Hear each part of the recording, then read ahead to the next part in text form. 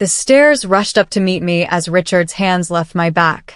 I tumbled down 6 flights, my body crashing against concrete and metal railings. Pain exploded through every bone. Each impact sent new waves of agony through my body. My head cracked against the wall. My hip twisted at an impossible angle.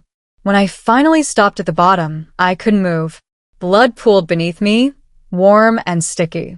Richard's face appeared above me, looking down from the top landing. His expression was cold, triumphant. "You don't deserve his legacy," he shouted, his voice echoing through the empty stairwell. Then he disappeared, leaving me alone in my pain. I lay there bleeding, my hip shattered, my wrist bent wrong, ribs screaming with each shallow breath. But through the agony, one thought burned bright and clear. Richard had made a terrible mistake. He thought pushing me down these stairs would end me, would silence me forever. He had no idea what I was capable of. My name is Eleanor Graves. I am 68 years old. And this is how my war began. The hospital room smelled like disinfectant and regret. Machines beeped steadily beside my bed, monitoring my broken body. My daughter Sophia sat in the chair next to me, her eyes red and swollen from crying. She hadn't left my side since the ambulance brought me in. The doctors said I was lucky to be alive. Most people my age wouldn't have survived to fall like that. 3 broken ribs, a fractured hip, shattered wrist, and a concussion that made the room spin whenever I moved too quickly. But I wasn't thinking about my injuries or my luck. I was thinking about Richard and what he'd done. I was thinking about revenge. Sophia squeezed my hand gently, careful not to disturb the forline. "Mom, what happened? The police said you fell, but I don't believe that. You're too careful." I looked at her carefully, searching her face for any sign of deception. Could I trust my own daughter? Richard was her uncle, her father's brother. They'd always been close. Where did her loyalty lie now? I told Sophia everything, watching her face as the story unfolded. How Richard had called me that morning, asking to meet at George's old office building. How he'd cornered me in the stairwell, his face twisted with rage.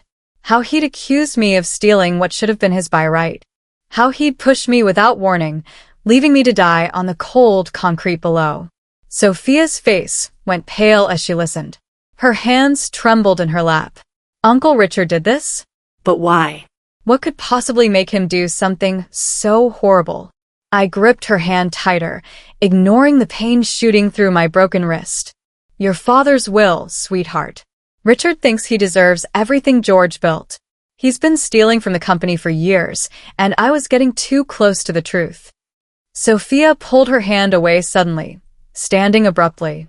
The chair scraped against the floor. "That's impossible. Uncle Richard loved Dad. He would never." She stopped mid-sentence, her expression changing. Something flickered across her face. Recognition? Fear? Doubt? I couldn't tell which, and that terrified me. 3 days passed before the doctors cleared me to leave the hospital. My body was healing slowly, painfully. Every movement reminded me of what Richard had done. The police had questioned me twice, taking detailed statements, photographing my injuries. But without proof, without witnesses, Richard's story held strong. He claimed I had called him that morning, sounding confused and disoriented, rambling about George and the business. He said I'd asked him to meet me at the old building, that I'd sounded upset. He said he found me at the bottom of the stairs when he arrived and immediately called for help. A good Samaritan. A concerned brother-in-law trying to help his confused, grieving sister-in-law. The story made me physically sick.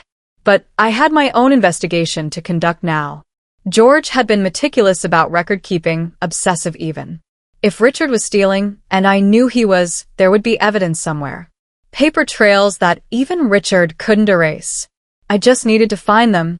Sophia drove me home in silence, the tension between us thick as fog. She didn't believe me. Not yet. But she would. My house felt different when I returned, violated somehow. Someone had been inside while I was in the hospital. Small things were out of place, details only I would notice. A drawer in the kitchen left partially open. Papers on George's desk shuffled into a different order. Books on the shelf moved slightly. Richard had been here, searching for something, tearing through my private space. I moved slowly through each room, my walker clicking rhythmically against the hardwood floors. The pain was constant, a dull throb that never quite went away.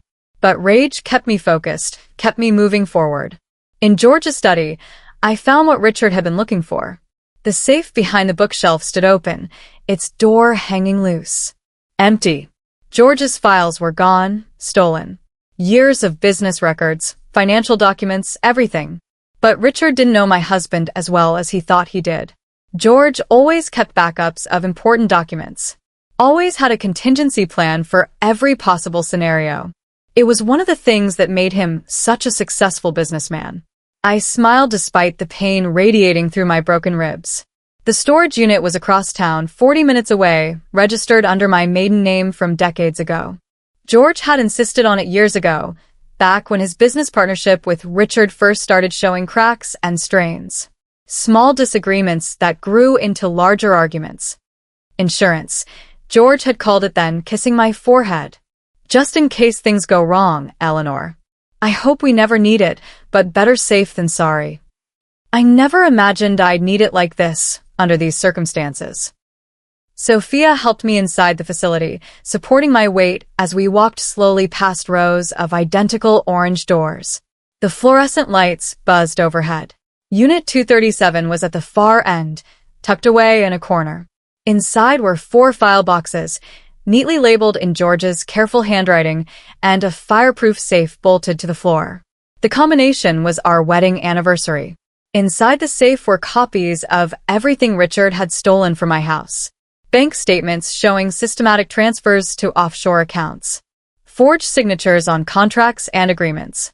Clear evidence of embezzlement spanning 5 long years. And something else. A sealed envelope addressed to me in George's handwriting, dated 1 week before his sudden death. My hands shook as I carefully opened George's letter, breaking the seal he'd placed there months ago. His handwriting was shaky, rushed, so unlike his usual precise script.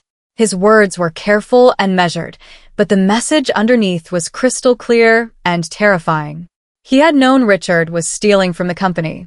He had documented everything systematically, building an airtight case, waiting patiently for the right moment to confront his brother and involve the authorities. But then George died suddenly, unexpectedly. A massive heart attack, the doctors had said. Shocking but not suspicious for a man his age with his stress levels and family history. Now, reading his letter in the dim storage unit, I wondered if it had really been natural.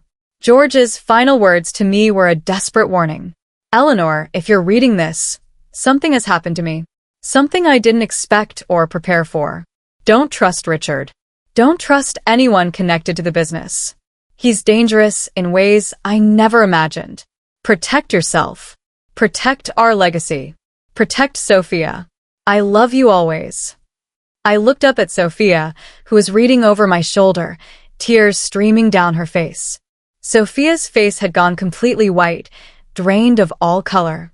Her voice came out as a whisper. Mom, do you think Uncle Richard killed Dad? Is that what this letter means? I folded the letter carefully, my hands still trembling, and tucked it back into the safe. I think your uncle is capable of much more than we ever imagined, sweetheart. Much more than we wanted to believe. We loaded the boxes into Sophia's car carefully, moving as quickly as my injuries allowed. Richard would know by now that I'd survived his attack. He'd be planning his next move, adjusting his strategy. We needed to stay ahead of him, anticipate his actions. Back home, we spread the documents across the dining room table, creating organized piles. 5 years of systematic theft, carefully documented by my meticulous husband. George had been thorough, obsessively so. Every false invoice, every suspicious transfer, every forged approval signature. It was all here, laid out in damning detail. Enough evidence to send Richard to prison for decades. But we needed more than just financial crimes. We needed to prove what he'd done to George, what he'd tried to do to me. We needed justice, complete and total. The doorbell rang sharply at 8 p.m., breaking our concentration. Sophia and I exchanged quick, nervous glances. Through the front window, I could see Richard's black Mercedes parked prominently in my driveway, gleaming under the streetlight.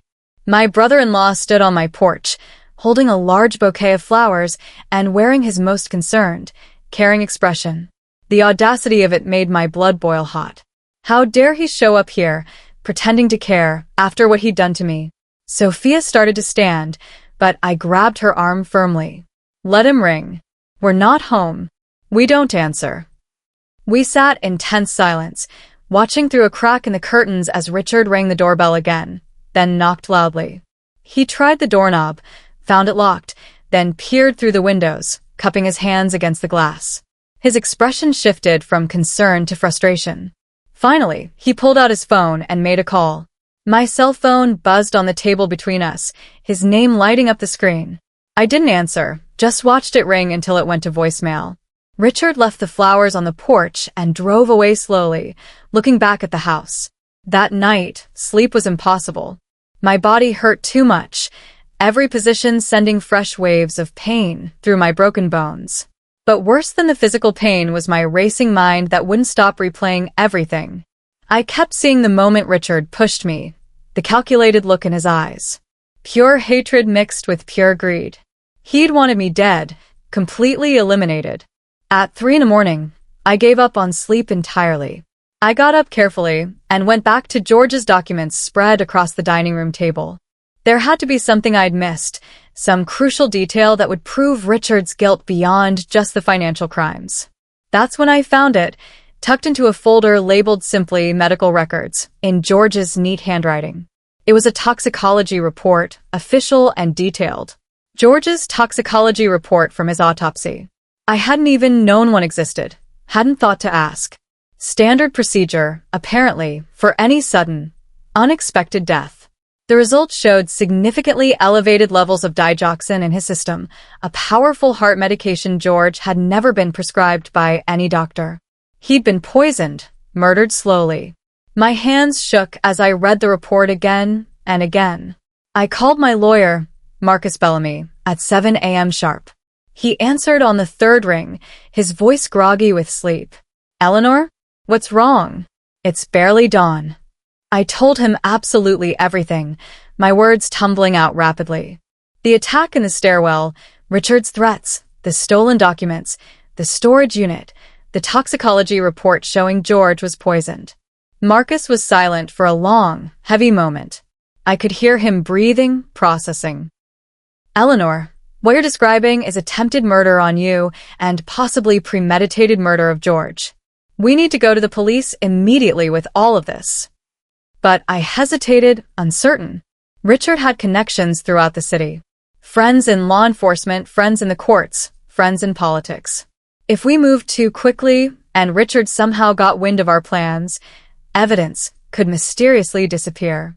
Witnesses could suddenly change their stories or refuse to testify. Digital records could be erased. I needed to be smart about this, strategic and careful. Not yet, Marcus, I said firmly. I need more time to prepare everything properly. We only get one chance to do this right. Marcus came to my house that same afternoon, bringing his paralegal assistant and a private investigator named Thomas Pierce. Thomas was ex-FBI, Marcus explained as they set up in my dining room. He specialized in complex financial crimes and had a stellar reputation for being thorough and relentless. We spent 4 intense hours going through every single document, every questionable transaction, building a detailed timeline of Richard's systematic theft. Thomas examined the toxicology report carefully, holding it up to the light. This is very good evidence, he said seriously. But we need more to make it stick in court. We need to prove Richard had access to digoxin. We need to establish clear opportunity and strong motive beyond just greed. The motive was easy enough to establish. Richard had always deeply resented George's success and recognition. George was the brilliant one, the visionary who built the company from absolutely nothing. He had the ideas, the drive, the business sense. Richard was just along for the ride, the lesser brother who'd never measured up. That resentment had festered for decades, growing into something dark and dangerous. Now it had turned deadly. Thomas discovered something crucial within days. Richard's wife, Patricia, took digoxin regularly for a serious heart condition. She'd been prescribed it for years by her cardiologist. Access to the poison established clearly. We found credit card receipts showing Richard at the pharmacy the day before George's death, picking up Patricia's monthly prescription refill. Opportunity established firmly. The pieces were falling into place like a puzzle, but we needed something more definitive. Something that would prove beyond any doubt that Richard had deliberately administered the medication to George with intent to kill. I thought back carefully to George's last day alive, replaying every detail. He'd had lunch with Richard to discuss some business matter. They'd eaten at Romano's, their usual meeting spot downtown. George came home afterward complaining of indigestion and fatigue. He said the food hadn't agreed with him. He died 4 hours later, suddenly and violently, while I was at my weekly book club meeting. I came home to find paramedics in my living room and my husband dead on our couch. The worst moment of my entire life, until Richard pushed me down those stairs. Thomas managed to track down and interview the waitress who had served George and Richard that final day. Her name was Amanda, and she remembered them clearly. She said Richard had ordered for both of them, which struck her as unusual since they normally ordered separately. She remembered George excusing himself to the restroom during their meal, leaving his drink unattended at the table. She remembered Richard's hand moving quickly across the table while George was gone, adjusting things, touching George's glass. At the time, she thought nothing of it, just a man straightening the table. Now, her testimony could be absolutely crucial to our case. But we had a serious problem. Romano's had closed permanently 6 months ago. The owner had retired and sold the building to developers. Any security camera footage would be long gone, erased or destroyed. Thomas said we should still report everything to the police immediately, let them handle the investigation officially. But I knew how these things worked in the real world. Without concrete proof, without video evidence, it would be my word against Richard's. His expensive lawyers would tear our case apart. Richard called my house the next morning, persistent as always. Sophia answered before I could stop her. Too fast. I listened intently from the kitchen, trying to hear both sides of the conversation. Is your mother there? I've been so worried about her. Richard's voice was smooth, perfectly concerned. The flawless act of a caring relative. Sophia glanced at me questioningly, and I shook my head firmly, decisively. She's resting Uncle Richard. The doctors said she needs complete peace and quiet for her recovery. A pause filled with tension. Of course. Tell her I stopped by yesterday with flowers. Tell her we need to discuss some urgent business matters when she's feeling better. Very important matters regarding your father's estate and the company's future. The estate. Of course, that's what this was really about. Money and power and control. I'll tell her, Sophia said neutrally and hung up quickly. She looked at me with fear in her eyes. Mom, he scares me now. I never saw it before, but now I can't unsee it. I understood completely. Once you saw someone's true nature, you couldn't go back to believing the mask. Thomas called with news that changed everything in our favor. He'd found a former employee of Richard's who was willing to talk, to testify. Her name was Victoria Hayes, and she'd worked as Richard's executive assistant for 3 years before being suddenly, mysteriously fired 6 months ago. She had information, Thomas said carefully. Important information about Richard's activities, leading up to George's death. We met Victoria at a quiet coffee shop across town, far from anywhere Richard might see us. She was nervous, visibly shaking, constantly looking over her shoulder at every person who entered. When she finally spoke, her voice was barely above a whisper. Richard was planning something big. I didn't know exactly what, but he was acting strange in the weeks before George died. Making private calls from his car, meeting with people I didn't recognize, people who made me uncomfortable. He was researching things on his computer. She paused, swallowing hard. Things about poisons and heart attacks and making deaths look natural. My blood ran cold. This was premeditation, careful planning. Victoria pulled out her phone with shaking hands and showed us photos she'd secretly taken of documents on Richard's desk when he was out. Victoria's photos were damning evidence. Emails discussing life insurance policies and their payout schedules. Detailed notes about inheritance laws in our state. Research on untraceable poisons and their effects on the human heart. Websites about digoxin toxicity and how much would trigger a fatal heart attack. I should have said something sooner, Victoria said, tears streaming down her face. I should have gone to the police immediately, but Richard threatened me. He said if I ever spoke about what I'd seen, he'd ruin my career completely. Make sure I never worked anywhere again. He has connections, influence. I was terrified. I reached across the table and squeezed her hand gently. You're doing the right thing now, Victoria. That's what matters. You're helping us stop him. Thomas was already photographing her evidence carefully, his expression grim and focused. This is it, he said quietly. This is the proof we needed to bury Richard completely. But we had to move carefully now, more carefully than ever. One wrong step, one leaked word, and Richard would disappear. He had money, resources, connections. He could flee the country, hide somewhere we'd never find him. We spent the next week building our case meticulously, adding layer upon layer of solid evidence. Financial records showing theft, witness statements from Victoria and others, toxicology reports, pharmacy records, everything. Marcus reviewed everything multiple times, checking for holes. He said it was airtight now. No jury would let Richard walk after seeing all this evidence. But I wanted more than just a legal victory in court. I wanted Richard to feel exactly what I felt lying broken at the bottom of those stairs. Helpless. Betrayed. Destroyed. Defeated. I wanted him to know he'd lost everything before the police took him away in handcuffs. So I set an elaborate trap, baiting it with what Richard wanted most. I called Richard personally and told him I wanted to meet to discuss things. I said I was ready to talk about the estate reasonably, ready to make things right between us. I could hear his eagerness through the phone, his barely contained excitement. He thought he'd won, that I was giving up. His greed made him stupid and careless. We arranged to meet at George's old office building, the same building where Richard had attacked me. The symbolism wasn't lost on either of us. I arrived early with Thomas and Marcus, carefully setting up recording equipment throughout the meeting room. Tiny cameras, sensitive microphones, everything state-of-the-art. Everything Richard said would be documented, recorded, admissible in court. We tested the equipment twice to make sure. Richard showed up exactly on time, carrying his expensive briefcase and wearing his most charming smile. He even helped me to my chair with fake gentleness, asking about my recovery with concern that made my skin crawl. I'm so glad you're feeling better, Eleanor. You gave us all quite a scare. We have so much to discuss about the future. I smiled back, matching his false warmth perfectly. Yes, Richard. We certainly do.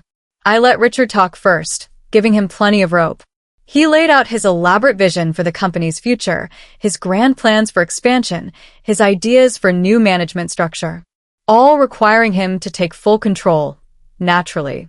For the good of the business, he claimed. For George's legacy. I nodded along thoughtfully, letting him believe I was actually considering his proposal. Then I slid a thick folder across the table slowly. Before we discuss the future, Richard, I think we should talk about the past. Richard's confident smile faltered slightly. What do you mean, Eleanor? I opened the folder calmly, revealing the first page of detailed financial records. I mean the $5 million you've stolen from the company over the past 5 years, Richard. Richard's face went deathly pale, then flushed bright red. That's ridiculous. Those are forgeries. I added another page. The offshore accounts in the Cayman Islands. Another page. The forged signatures and fake contracts. Another. The systematic embezzlement. Richard tried to deny everything at first, his voice rising. Called the documents forgeries and lies.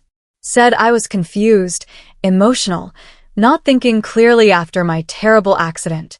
Then I played my final cards one by one. I pulled out George's warning letter, reading it aloud.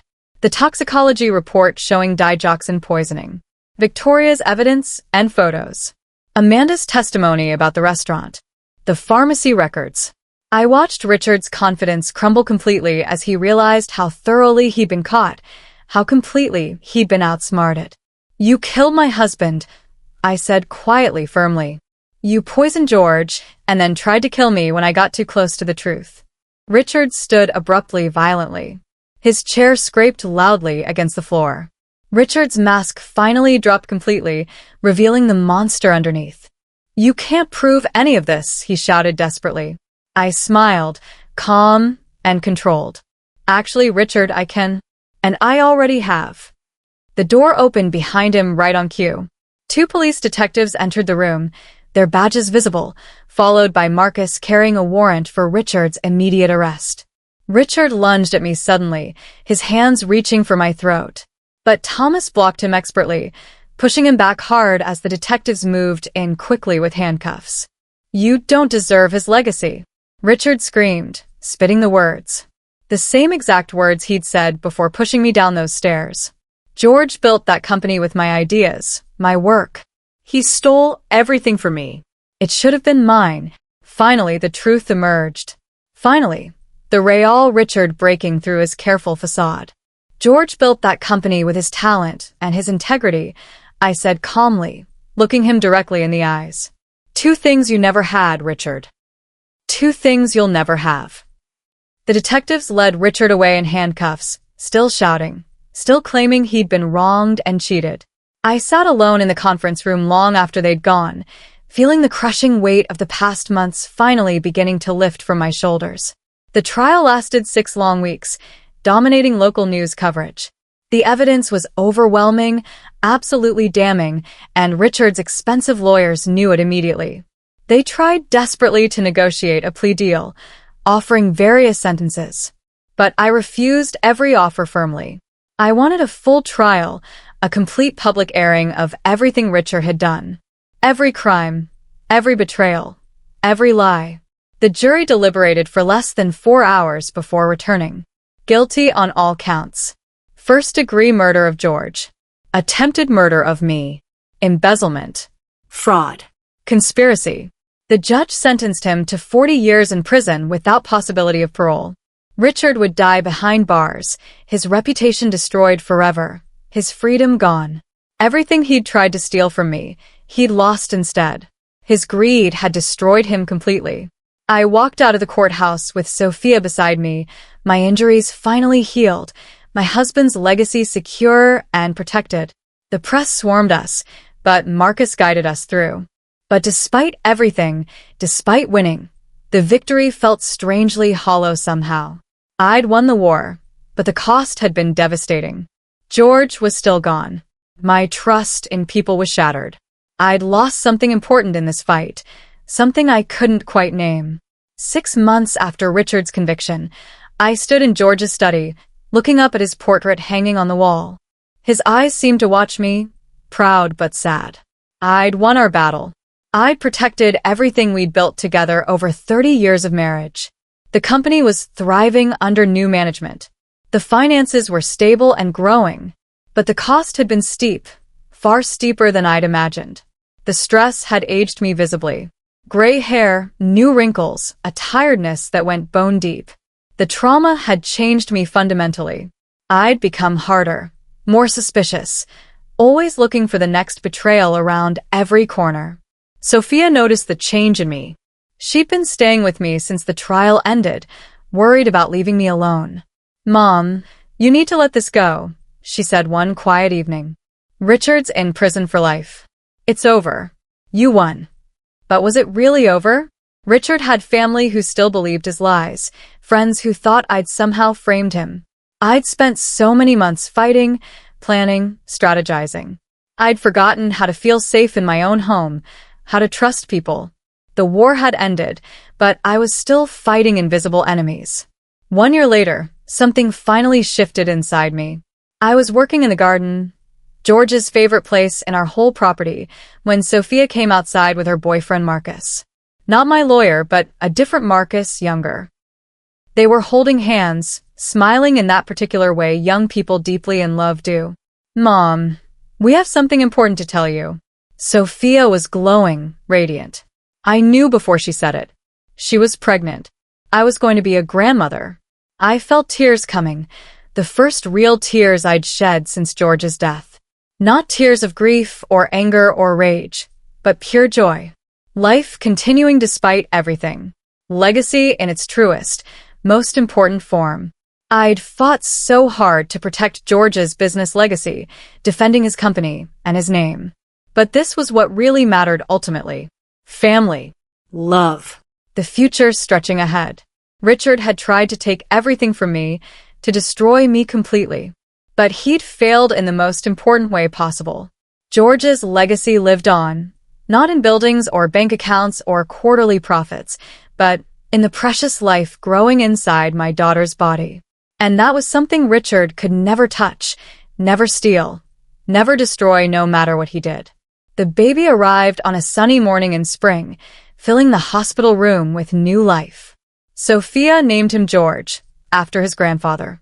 I held my grandson for the first time, feeling his tiny weight in my arms, and something broke open inside me. All the hardness I'd built up, all the suspicion and fear, cracked and fell away.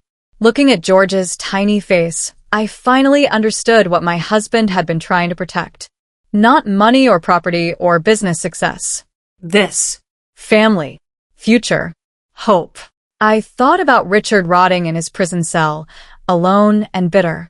He'd wanted George's legacy so desperately that he'd killed for it. But he'd never understood what legacy really meant. It wasn't about ownership or control.